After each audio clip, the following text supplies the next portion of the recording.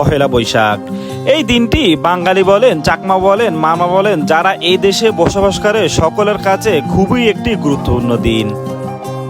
এই পহেলা বৈশাখের দিন বাঙালিদের পাশাপাশি পাহাড়ে যারা আদিবাসী রয়েছেন তাদেরও বিভিন্ন সংস্কৃতি ও ইতিহাস দেখা যায়। বাংলাদেশের পার্বত্য জেলা হলো তিনটি, এগুলো হলো রাঙ্গামাটি, খাগড়াছড়ি ও বান্দরবন। এই জেলাগুলোতেই মূলত আদিবাসীরা বসবাস করে। তাদের চলাফেরা, খাওয়া দাওয়া যারা সমতলে বসবাস করেন তাদের থেকে একটু আলাদা। এই পাহাড়ে যারা বসবাস করে বাংলা নববর্ষের বৈশাখ ঘিরে তাদের থাকে নানান আয়োজন। আমরা সেই চট্টগ্রাম থেকে চলে আসলাম কাপ্তাইয়ের চিংমারমে। এখানে যেহেতু পয়লা বৈশাখ উপলক্ষে অনেক কিছু হয়, দেখি আজকে কি হয় আপনাদের দেখাবো। দর্শক বন্ধুরা, আজ আমরা চলে আসলাম রাঙ্গামাটি জেলার কাপ্তাই উপজেলার চিংমরমে। এই কাপ্তাইয়ের চিংমরমে পহেলা বৈশাখকে ঘিরে নানান অনুষ্ঠানের আয়োজন করা হয়। এই চিংমরমে পাহাড়ি, বাঙালি, চাকমা, মারমা সহ আরো বিভিন্ন ধরনের মানুষ এই অনুষ্ঠানে যোগদান করে থাকে।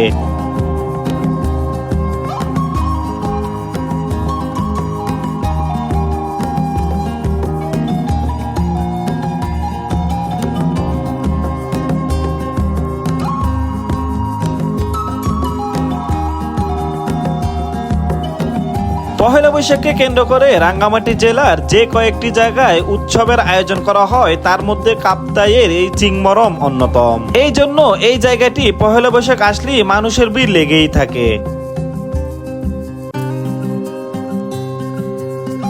এই চিংমরমে পহেলা বৈশাখের অনুষ্ঠান সহ মারমাদের সেই ঐতিহ্যবাহী পানি খেলার আয়োজন করা হয়। পাহাড়ি এই সংস্কৃতিগুলো দেখার জন্যই মানুষ আসে দূর দূরান্ত থেকে। দেখেন যে আমাদের পিছনে মানুষের কত দীর্ঘ লাইন। দেখেন আজকে পয়লা বৈশাখ উপলক্ষে তারা সবাই আসছে এই যে চিংমরমে।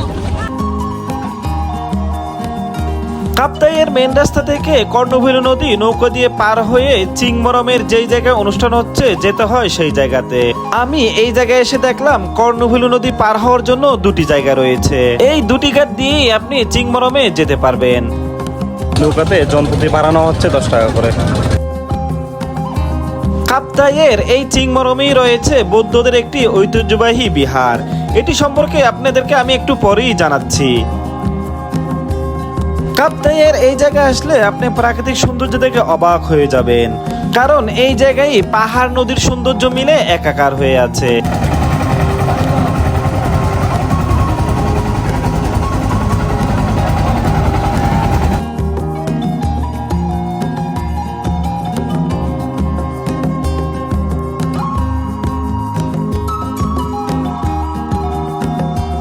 আমি অনেকক্ষণ এই পাড়ার ঘাটের সৌন্দর্য উপভোগ করার পরে নৌকাতে করে এই কর্ণফুলী নদী পার হওয়ার জন্য নৌকাতে উঠে গেলাম। আমাদের সাথে আরো দূর দূরান্ত থেকে আগত অনেক যাত্রী রয়েছে এই নৌকায়। তাদের সবারই উদ্দেশ্য এই পাহাড়ের সংস্কৃতিগুলো উপভোগ করা।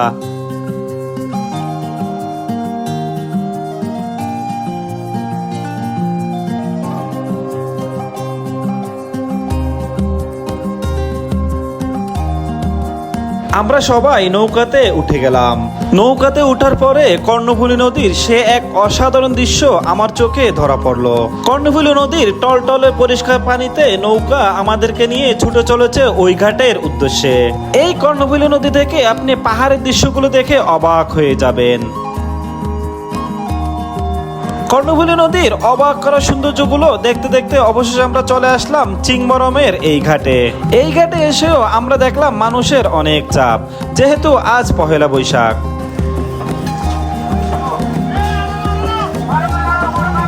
এই ঘাট থেকে উপরে উঠলেই আপনি পেয়ে যাবেন এই দোকানগুলো।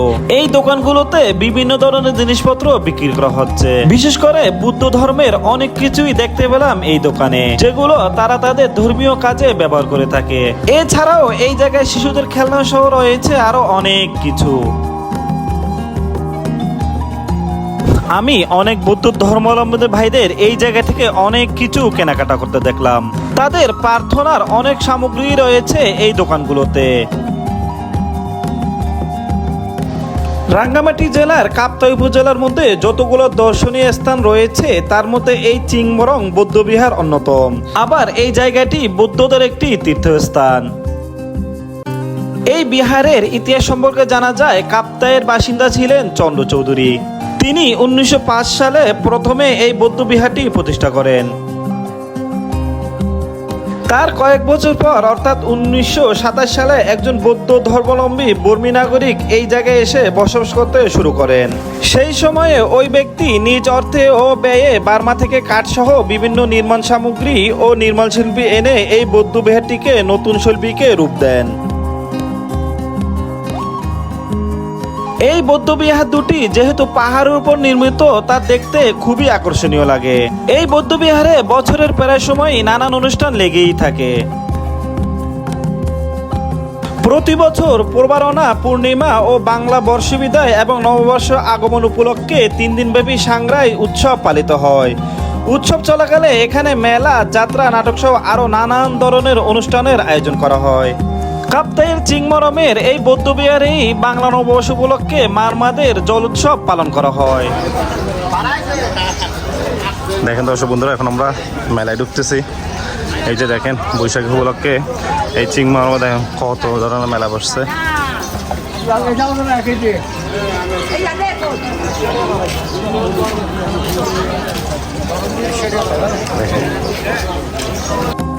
এই চিংমরমে বৌদ্ধ ধর্মাবলম্বী ছাড়াও আরো বাঙালি, পাহাড়ি আরো বিভিন্ন ধরনের মানুষ আসছে এই জায়গায়। তারা এখানে অনেকেই আসছে পাহাড়ি সংস্কৃতিগুলো উপভোগ করার জন্য। সবগুলো মেলা এখানে।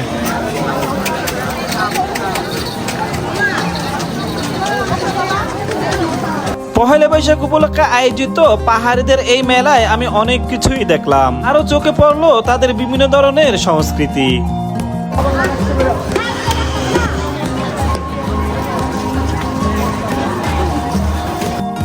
এই পহেলা বৈশাখ উপলক্ষে আমাদের মতো আরো অনেক মানুষ আছে দূর দূরান্ত থেকে।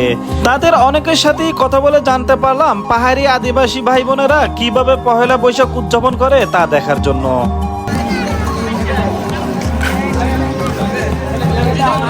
কাপ্তাইয়ের এই মেলাতে এসেও দেখলাম আমাদের অনেক বাঙালি ভাই বোনেরা পাহাড়িদের পাশাপাশি মেলায় দোকান বসিয়েছেন। এভাবেই আমরা সকলে মিলেমিশে বাংলাদেশে বসবাস করলে কখনোই বাংলাদেশে অশান্তি সৃষ্টি হবে না।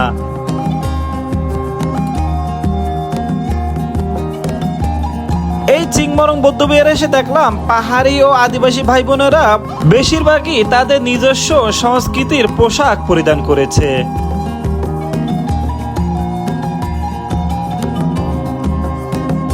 রাঙ্গামাটি জেলার কাপ্তাই উপজেলার কর্ণফুলী নদীর তীরে অবস্থিত এই চিংমরম এলাকাটি আপনি ঘুরে ঘুরে ভালো করে দেখতে পারবেন। পাহাড়ের উপর হওয়ায় জায়গাটি খুবই সুন্দর ও চমৎকার।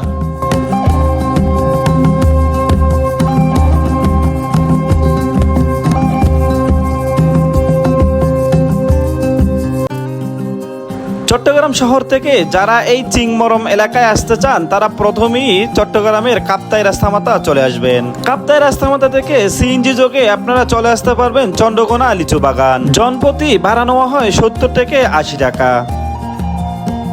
আবার লিচু বাগান থেকে কাপ্তাই যেতে হবে সিএনজিতে করে। আর এই কাপ্তাই যাওয়ার পথেই পরে চিংমরম এলাকাটি। লিচু বাগান থেকে চিংমরমে যাওয়ার জন্য সিএনজিতে ভাড়া নেওয়া হয় জনপ্রতি 45 টাকা করে।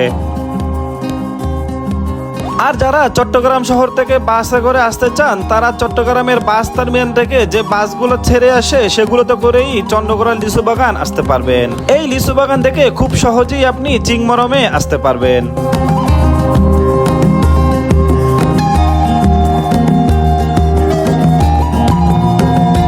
কাপ্তাইয়ে কখনো যদি আপনি ঘুরতে আসেন তাহলে এই জায়গাটি অবশ্যই আপনার ভ্রমণ তালিকায় রাখতে পারেন। কর্ণফুলী নদী পার হওয়ার সময় পাহাড়ের সৌন্দর্যগুলো দেখে আপনি অবাক হয়ে যাবেন। দুপাশে উঁচু উঁচু পাহাড়ের মাঝখানেই বয়ে গেছে কর্ণফুলী নদী। আর এই সৌন্দর্যগুলো সত্যিই মনে রাখার মতো।